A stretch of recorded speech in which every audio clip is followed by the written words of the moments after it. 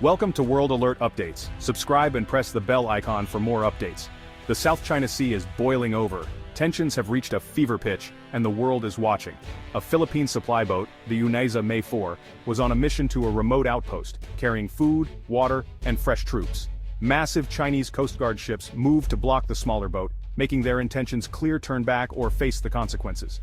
This was a test of wills with global implications. The scene captured on video was tense and dangerous. The Chinese ships maneuvered aggressively, closing in with water cannons aimed and ready. The Filipino crew stood their ground, outmatched but undeterred.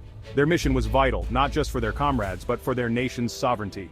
The world watched as the Chinese ships unleashed powerful jets of water, rocking the unveiled May 4. The Filipino sailors braced themselves, refusing to yield. Their quiet courage became a powerful statement. This was more than a supply run, it was a declaration. The Philippines is no longer enduring these encounters quietly, they're documenting and broadcasting them. China's aggression is now a global headline. This strategy is changing the narrative, forcing nations to pay attention. The drama at Second Thomas Shoal is a critical flashpoint in the US-China rivalry and a test of international law. The courage of a few sailors has put the world on notice. The footage showed the sheer disparity in power but also the resolve of the Filipino crew. The incident is just the latest in a long series, but something feels different this time. The Philippines is drawing a line in the water. The world is watching and taking sides. The July 2025 standoff was a moment of truth. The Philippine resupply mission aimed to reach the BRP Sierra Madre, a grounded warship serving as a military outpost. China views this ship as an illegal occupation. As the convoy approached, Chinese Coast Guard and militia vessels formed a blockade. Tension crackled as radio warnings flew, each side asserting its claim. The Chinese ships used aggressive tactics, cutting across the bow of the Philippine vessels. The risk of collision was high. A single mistake could be catastrophic. Water cannons battered the Filipino boat, but the crew endured. Inch by inch, they pushed forward, determined to complete their mission. Journalists captured their resolve. Their bravery was a message: the Philippines would not be bullied. The government released the footage, which quickly went viral. The images became a symbol of resistance. This was a turning point, forcing a global conversation about freedom of navigation. The courage of the crew transformed a routine supply run into a major international event. The world saw undeniable proof of China's coercive behavior. The Philippines drew a line in the water and dared China to cross it. To understand this conflict, you have to understand China's claims. Beijing asserts sovereignty over almost the entire South China Sea, based on the vague 9-dash line. This line overlaps with the exclusive economic zones of the Philippines, Vietnam, Malaysia, and Brunei. In 2016, an international tribunal rejected China's claims, but Beijing ignored the ruling. China enforces its claims with a powerful coast guard. Many ships are former naval warships, intimidating but not quite military. Alongside them, a vast fleet of maritime militia boats swarm disputed areas, harassing foreign vessels and blocking access. The most dramatic part of China's strategy: building artificial islands on submerged reefs, turning them into military bases. These islands now have runways, ports, missiles, and radar, projecting power far from China's coast. For countries like the Philippines, it's a daily struggle. Fishermen are driven away, oil exploration is blocked, and outposts like the Sierra Madre are under threat. China's goal is clear: establish de facto control over the South China Sea, making its claims a reality on the water. It's a strategy of creating new facts, new islands, new bases, to make their claims irreversible. The Philippines and its neighbors face a constant campaign of coercion. The balance of power in the region is shifting. International law is being tested in real time. The world is watching to see who will stand up to China's ambitions. President Marcos Jr. has taken a dramatically different approach from his predecessor. Instead of quiet diplomacy, he's chosen maximum transparency. Assertive transparency. Every instance of Chinese harassment is documented and publicized immediately. Journalists and camera crews now routinely join Philippine patrols, capturing every encounter. The footage is released online, countering China's narrative with undeniable evidence. This approach has shaped global opinion, putting a human face on the conflict. The world sees Filipino bravery and Chinese aggression. International support for the Philippines is growing. The Marcos administration is more vocal on the world stage, invoking the 2016 arbitral ruling. Public exposure and assertive diplomacy have put China on the back foot. It's harder for Beijing to control the narrative. The Philippines has turned a regional dispute into a global story. Sunlight, it turns out, is a powerful weapon.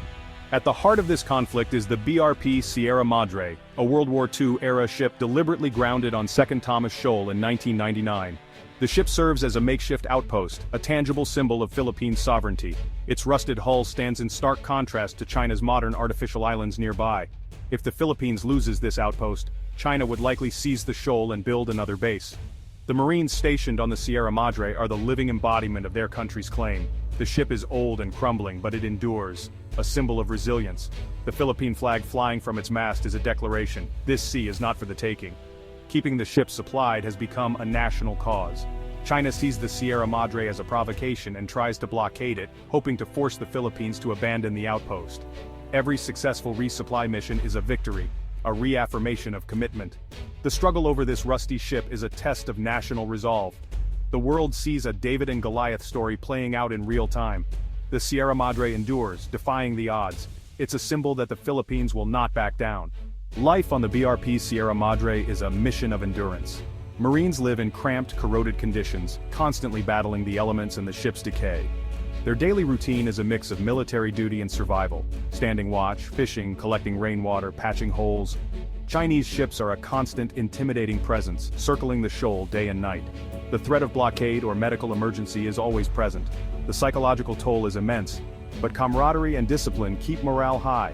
The Marines know their mission is vital. They are the frontline defenders of their nation's sovereignty.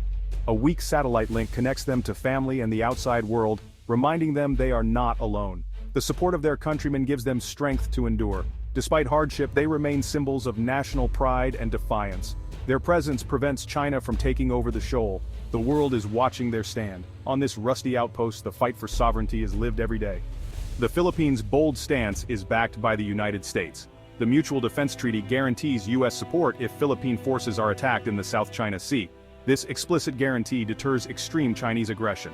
Under President Marcos, the alliance has been revitalized, granting the U.S. access to new bases, many near Taiwan and the South China Sea.